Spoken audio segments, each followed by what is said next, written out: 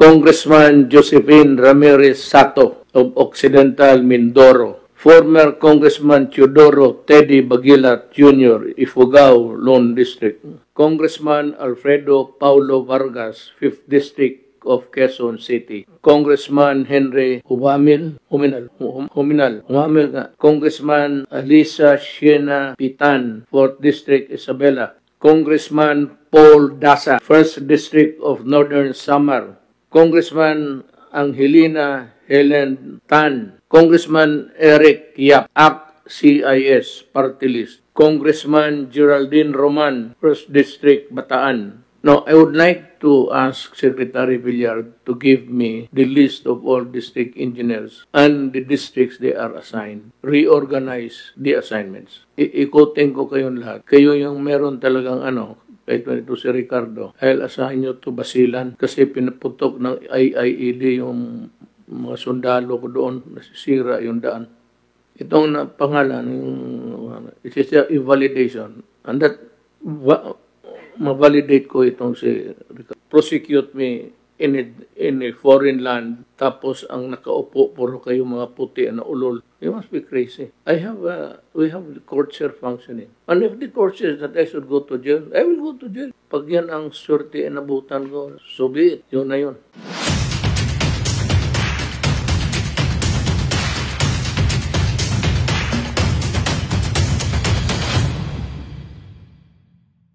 I would like to invite everybody to break bread with me, at least before you go home.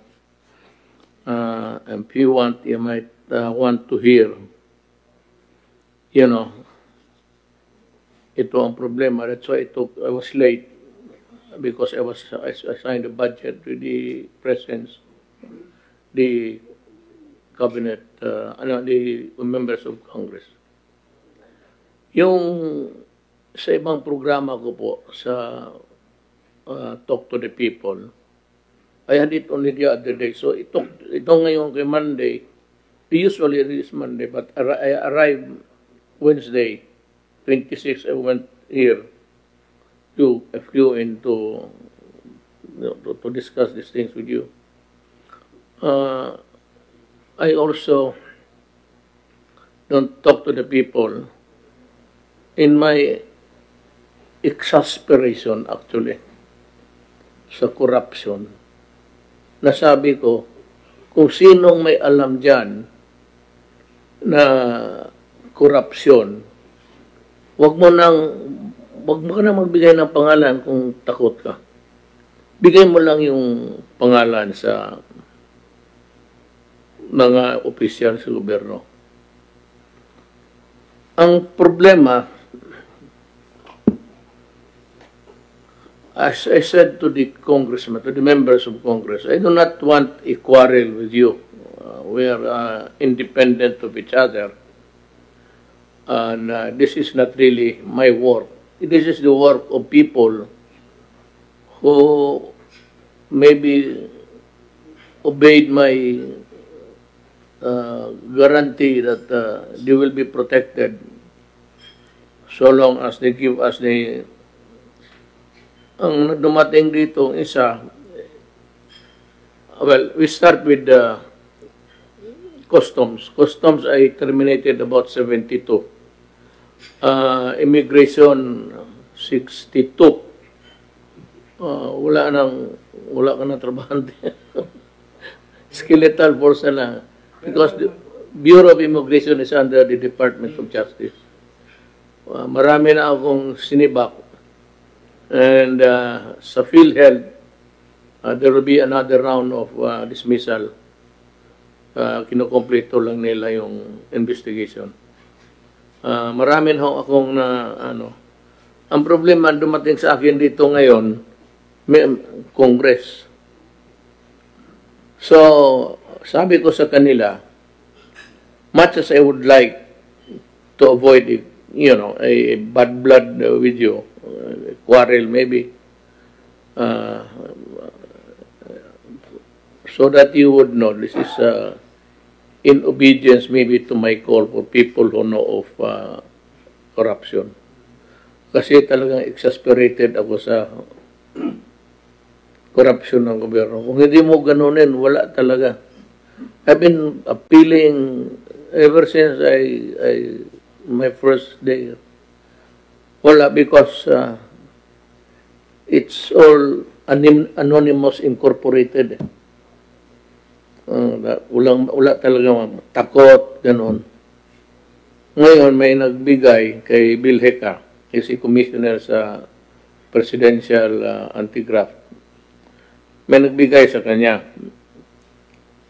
Ang problema is I said I will let the public know who are the corrupt. Pero gusto kong sabihin ito, not that I'm afraid of, not that I do not want any quarrel with them. So be it, if that would be the result of this what I intend to do now. Ang ano yan is the public should be aware that there is no hard evidence. That's one. That it cannot be translated by just reading the names that they are already guilty, because presumption of innocence would lie all throughout until conviction or acquittal. Hindi ito ebidensya na ano sila. Kaya lang lumabas yung mga pangalan nila, kailangan ko sabihin sa mga tao or else I'd look stupid. Nasabi, tama yung sinabi ni it was Mike Defensor. Bakit ba ni pinasubmit niya tapos ayaw niyang basahin ngayon? So which is also correct. The right to information, to access to information, applies to any government agency, irrespective of the department. As a matter of fact, it is my sworn duty to do it. It has come to me officially, recorded, received, recorded in the books of... So, it becomes a public document. Whether ako ang magbasa o hindi, lalabas talaga to because they have the right to have access to information. Baski sinong tao. Huwag na lang yung media-media, baski sino, for that matter. So, basahin ko ito.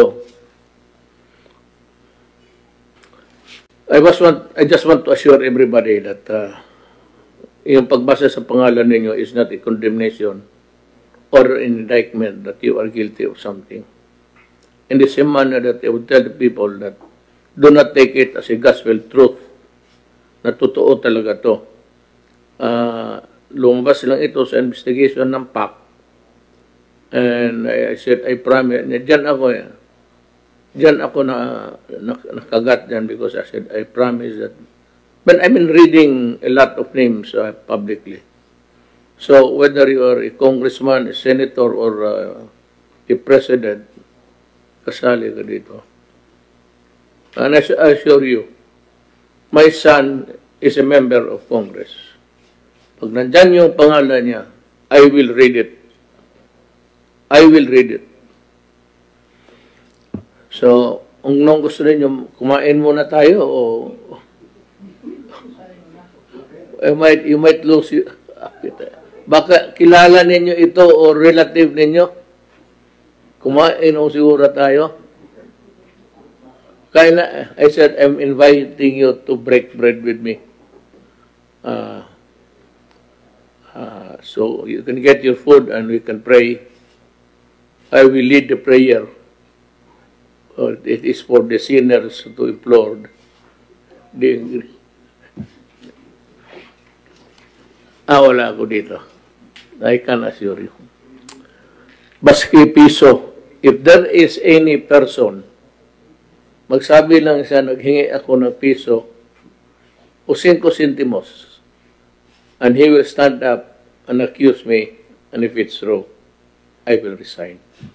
I will step down as president. In the same manner, yung mga relatives ko, and my son is there, pag nabasa niya, nandyan yung pangalan niya, I assure you, I will, total anyway, after this, pwede mo yung basahin. Hanapin ninyo kung nandyan. And that will be the rule of the day. No sacred cows. So, like again, members of Congress, this is not indictment. This is not to destroy you. But be careful because you might also, it works both ways.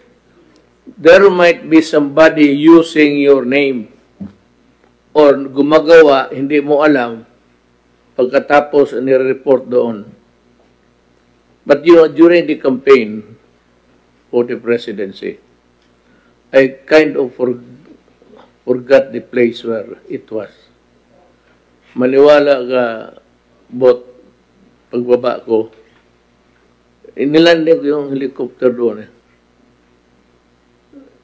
Kaya kami ni Bongo. Sabi ko, ano to? Longer than a basketball court. But it could not qualify for a runway. But anyway, I asked, bakit ito? Ano to? Alam mo, sinabi sa akin, Mayor, runway ito. Runway. Hindi makaabot ng few meters. Talaga. That's the... kung may mga tao na basahin ko na lang. Kasi yung iba, hindi na magkain yan. Mag-uwi na lang. Sige, basahin mo lang. Mag-uwi na kami. Hindi na kami magkain. This is not... walang ebidensya to. Walang ebidensya. Congressman Josephine Ramirez Sato of Occidental Mindoro alleged ghost projects in her district. Her alleged bagman is the district engineer, has been staying in position for at least 10 years. Secretary Mark issued an order for the transfer of said district engineer, but until now, it has not been implemented due to the intervention of Congressman Sato. Well, the Secretary of DPWH is listening now, maybe. Or somebody should relay the message na itong si district engineer, kung sino man itong yawa na ito, you are relieved beginning tomorrow. If you are listening, this is nationwide. Secretary Mark Villar, kindly implement the order. Get him out of the office by tomorrow, noon time. Former Congressman Teodoro Teddy Bagilat Jr., Ifugao, Lone District, allegedly receiving kickbacks from contractors for construction projects located within Ifugao in connivance with former district engineer Lorna Ricardo. Ricardo has been removed from her post due to the expose made by Commissioner Greco Belica regarding the involvement de Ricardo in corruption activities being perpetrated in your province. Now, District Engineer Ricardo, you have been assigned in Davao City for the longest time. Meron ka ng beach house, meron ka ng lahat. Sa Davao, you stayed there for the longest time because of the congressman also.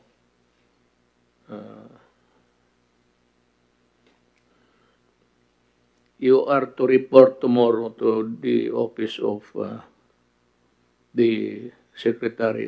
You are relieved. Ayaw kayo magpa-relieve, then I am ordering you. I'm ordering the relief of secretary sa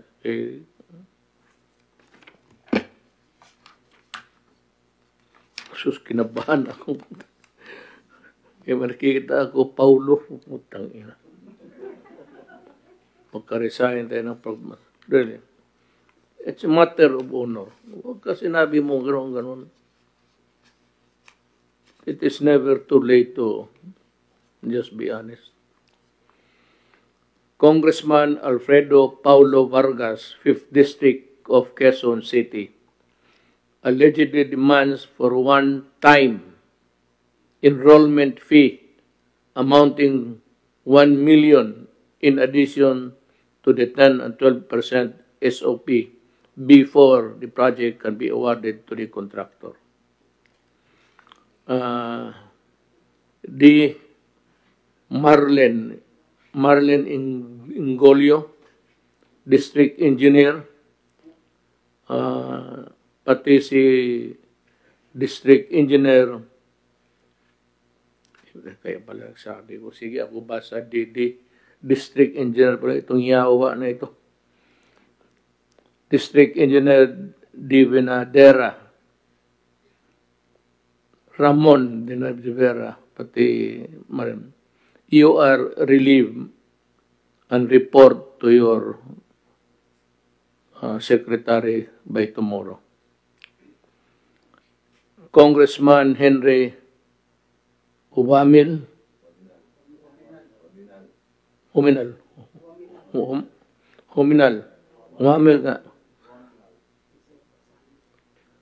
allegedly own a construction company, HSO Construction Corporation, its name, and has several construction projects in Misamis Occidental. Ang ano doon, sa district yan, so it covers quite a lot of the Ana District Engineer Ana Lee Manzano, Misamis Occidental, 1st District, 1st Engineering District, and District Engineer Caroline Abinales, OIC, Misamis Occidental, 2nd District Engineering Office. You are relieved, ma'am. Tomorrow, huwag mo nang hintayin. Tomorrow is tomorrow. By noon time, you should be talking to your boss. Congressman Alisa Shiena Pitan, 4th District, Isabela, allegedly owns a construction company that has several construction projects in Isabela. Kay Alisa Shiena, District Engineer Edeta Babaran, Isabela 3rd District Engineering Office. District Engineer Edmundo de Luna, Isabela 4th District Engineering Office.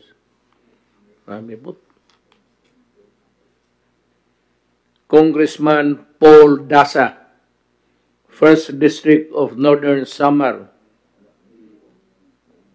allegedly determines all the winning bidders in his legislative district receives 20 to 25% kickback from contractors.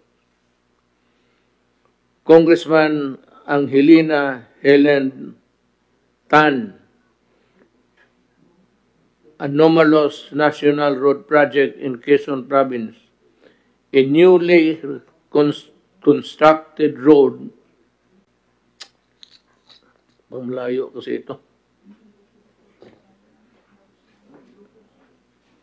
The newly constructed road that has not been open for public use was already broken at the onset of storm.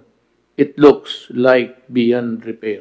Congressman Eric Yap, ACT-CIS party list, legislative caretaker of Benguet, alleged rigging of bid through his agent, exerting influence in choosing his district engineer to be able to control the awarding of projects in a district assigned to him. intervene in the investigation against si Ricardo, lumabas na naman ang pangalan. She's babae ito. She's already a millionaire. Ricardo by calling up Commissioner Greco and requesting him to drop the case against District Engineer Ricardo. Alam mo,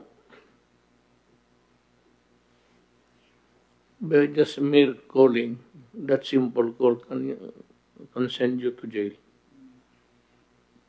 Ano yan punishable by Republic Act 3019, Anti-Graft Law. District Engineer Ireneo Galato, Benguet, 1st District Engineering Office. District Engineer Romelda A. Bagasan, Benguet Engineering Office.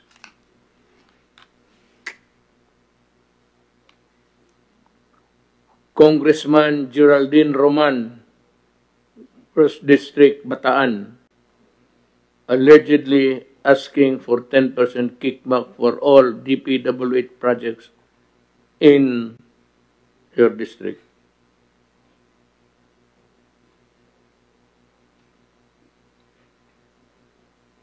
Ito, congressman and DPWH officials to be determined.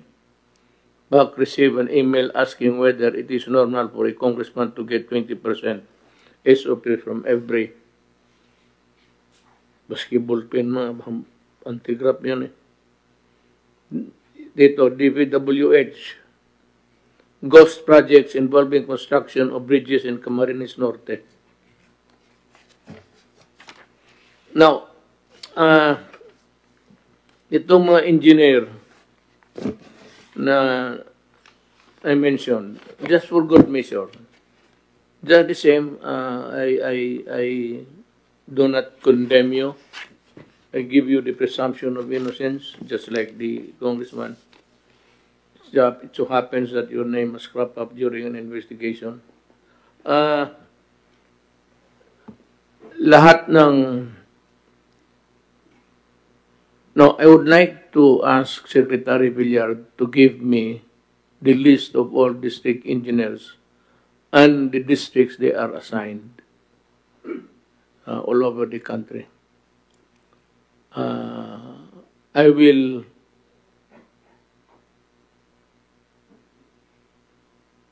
reorganize the assignments. Ikutin ko kayong lahat. Kayo yung meron talagang kahit ito si Ricardo, I'll assign you to Basilan. Kasi pinaputok ng IIED yung mga sundalo ko doon, nasisira yung daan.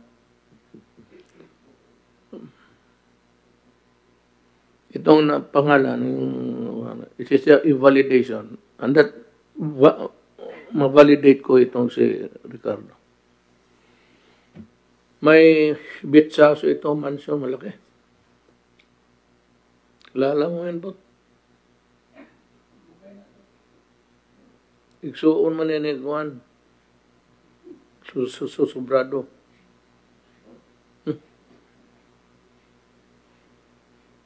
No, ito, marami itong bilyonarya na to. Totoo lang. Kaya ako ang reshuffle ko silang lahat. Baliktarin ko, tapos baliktarin ko ulit. Para yan,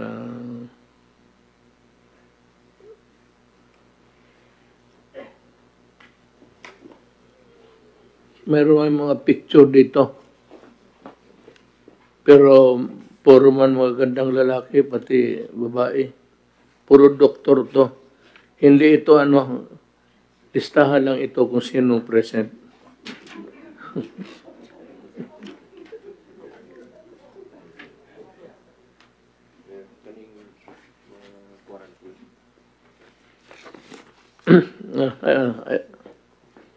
To the Filipino people, kindly listen. the general community quarantine hanggang ngayon is NCR, Isabela, Santiago City, Batangas, Iloilo, Tacloban City, Lanao del Sur, Iligan City, Davao City, Davao del Norte. Modified general community quarantine for the rest of the country. So, sa Davao.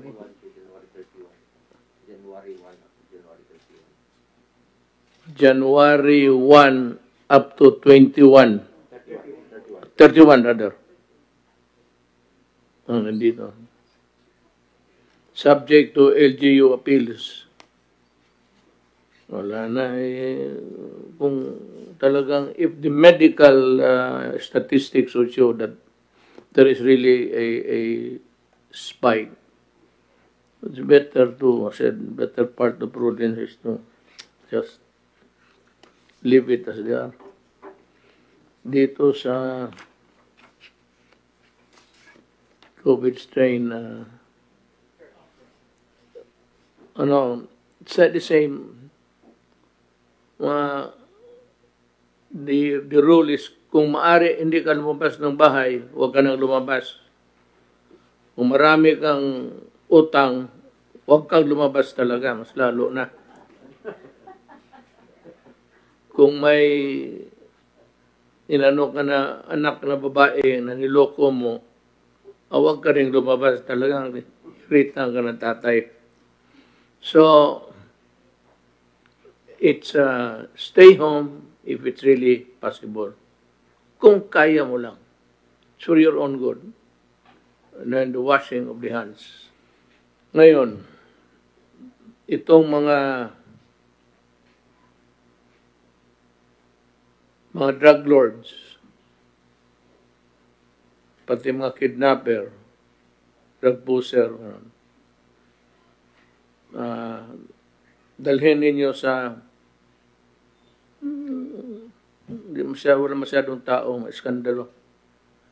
Buhusan ninyo ng gasolina at sindihan ninyo. Yan ang dapat sa mga tao na yan. You said, I repeatedly, itong human rights, I said, do not destroy my country. And if you destroy the youth of my land, you are destroying my country. So that I will kill you. Totoo yan. Maya ko na sagutin yung ICC na yan. Puro kabalastugan mo rin yung inyo.